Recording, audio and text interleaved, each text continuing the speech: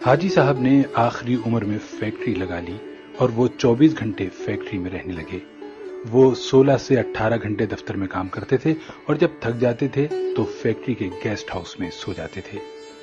حاجی صاحب کے مزاج کی یہ تبدیلی سب کے لیے حیران کن تھی۔ وہ 30 برس تک دنیا داری، کاروبار اور روپے پیسے سے الگ تھلگ رہے تھے۔ انہوں نے یہ عرصہ عبادت اور ریاضت میں گزارا تھا اور اللہ تعالیٰ نے انہیں اس ریاضت کا بڑا خوبصورت صلہ دیا تھا۔ وہ اندر سے روشن ہو گئے تھے۔ وہ صبح 8 بجے اپنی بیٹھک کھولتے تھے اور رات گئے تک ان کے گرد لوگوں کا مجمع رہتا تھا۔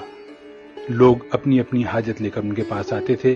وہ ان کے لیے دعا کا ہاتھ بلند کر دیتے تھے اور اللہ تعالیٰ سائل کے مسائل حل فرما دیتا تھا۔ اللہ تعالیٰ نے ان کی دعاؤں کو قبولیت سے سرفراز کر رکھا تھا، لیکن پھر اچانک حاجی صاحب کی زندگی نے پلٹا کھایا۔ وہ ایک دن اپنی گدی سے اٹھے، بیٹھک بند کی، اپنے بیٹوں سے سرمایہ لیا اور گارمنٹس کی ایک درمیانے درجے کی فیکٹری لگا لی۔ انہوں نے اس فیکٹری میں 500 خواتین رکھی، خود اپنے ہاتھوں سے یورپی خواتین کے لیے کپڑوں کے نئے ڈیزائن بنائے۔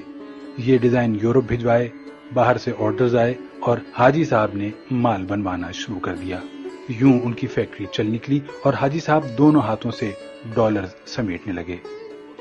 دنیا میں اس وقت گارمنٹس کی کم و بیش لاکھوں فیکٹریاں ہوں گی اور ان فیکٹریوں کے اتنے ہی مالکان ہوں گے، لیکن ان لاکھوں مالکان میں حاجی صاحب جیسا کوئی دوسرا کردار نہیں ہوگا۔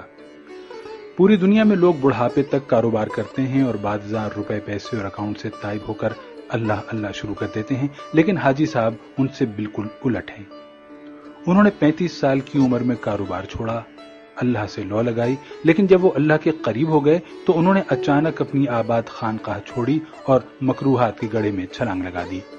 وہ دنیا کے واحد بزنس مین ہیں جو فیکٹری سے درگاہ تک گئے تھے اور پھر درگاہ سے واپس فیکٹری پر آ گئے۔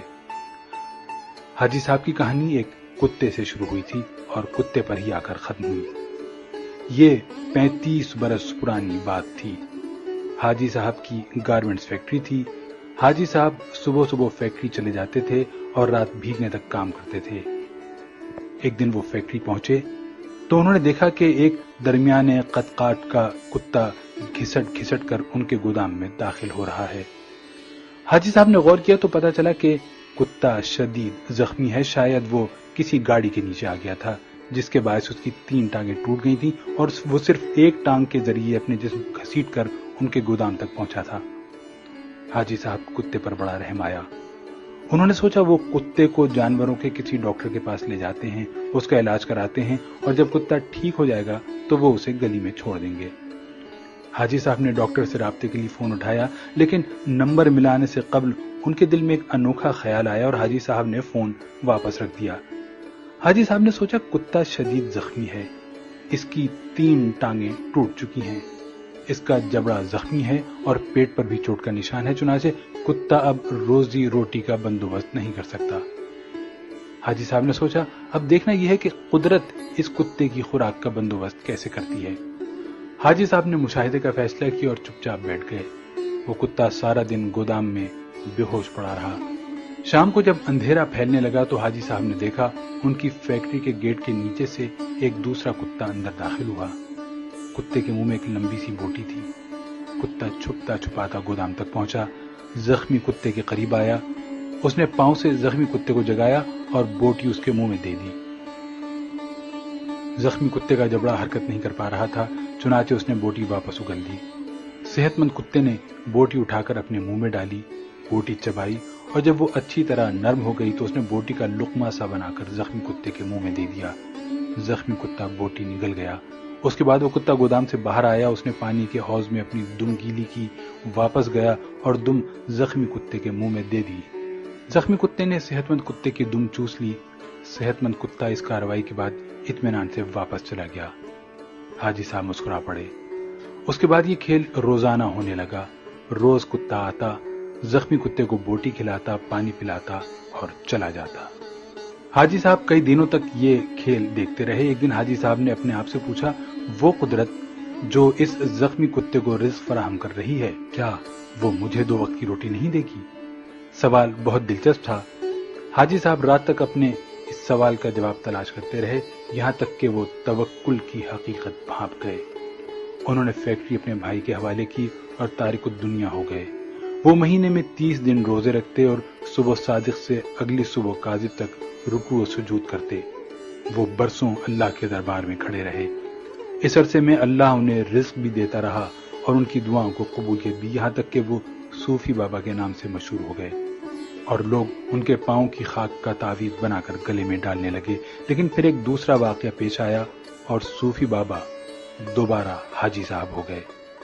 یہ سردیوں کی ایک نیم گرم دوپہر تھی۔ صوفی بابا کی بیٹھک میں درجنوں عقیدت مند بیٹھے ہوئے تھے۔